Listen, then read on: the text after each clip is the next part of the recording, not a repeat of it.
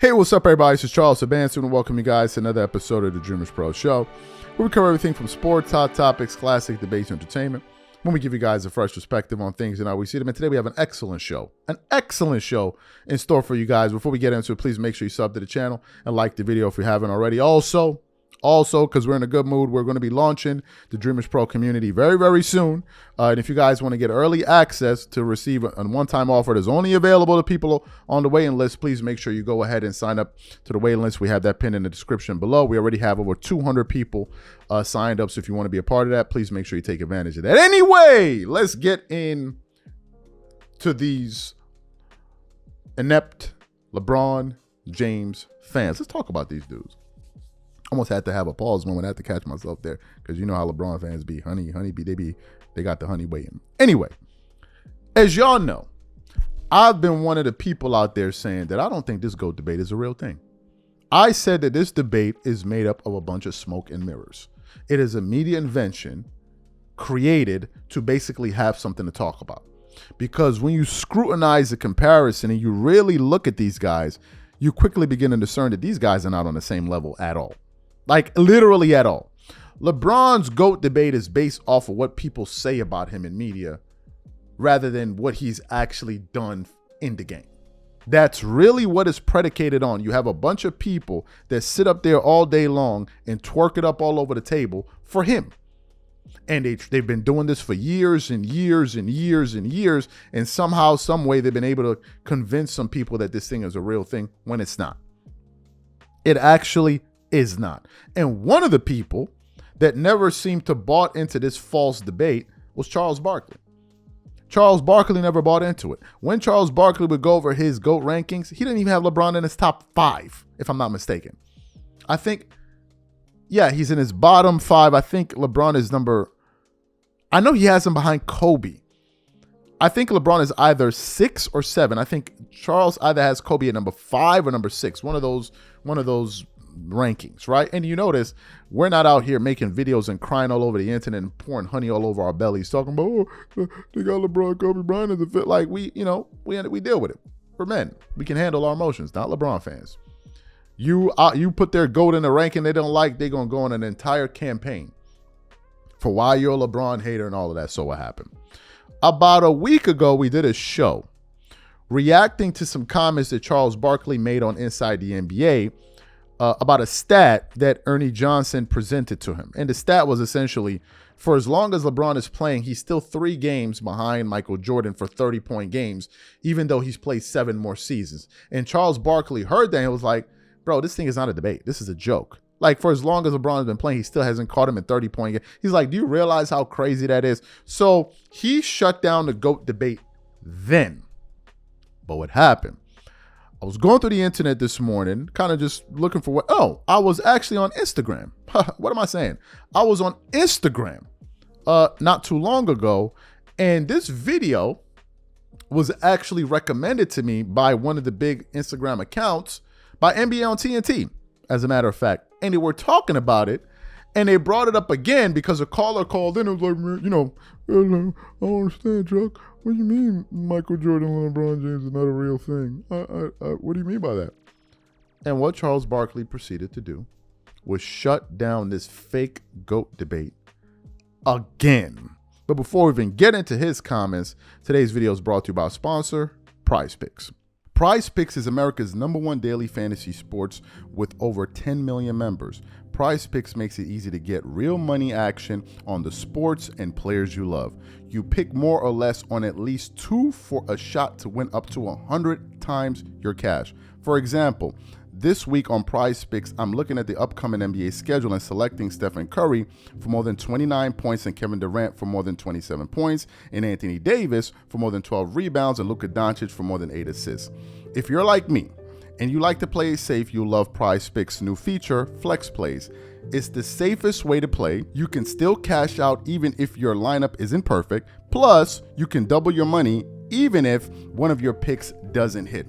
On top of this, Prize Picks puts their members first, so all withdrawals are fast, safe, and secure. When my picks hit, I can get my money as quick as in 15 minutes.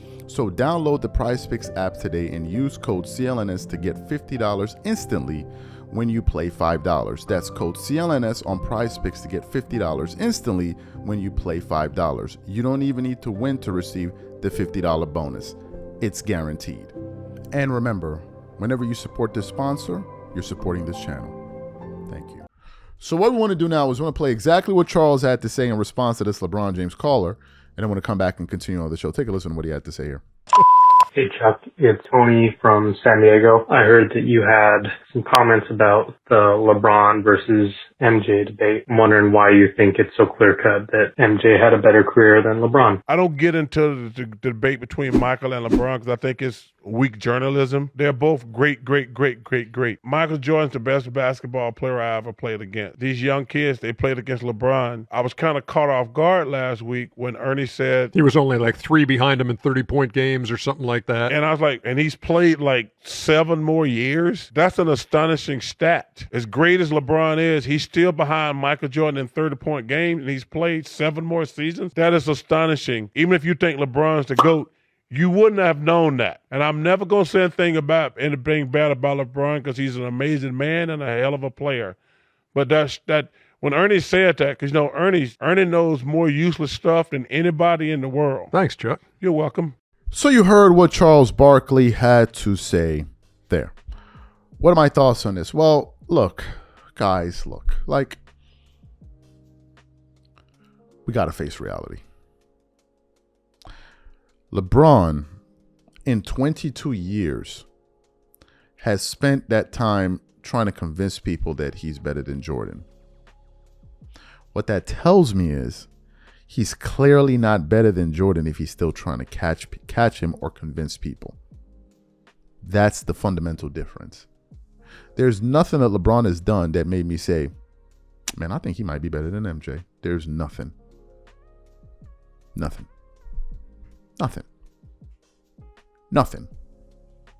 LeBron has led the league in categories, I think, 2 times. LeBron has led the league in scoring once, and I think he's led the league in assists once. MJ has led the league in categories 10 scoring titles, 3 times he led the league in steals, so that's 13 categories.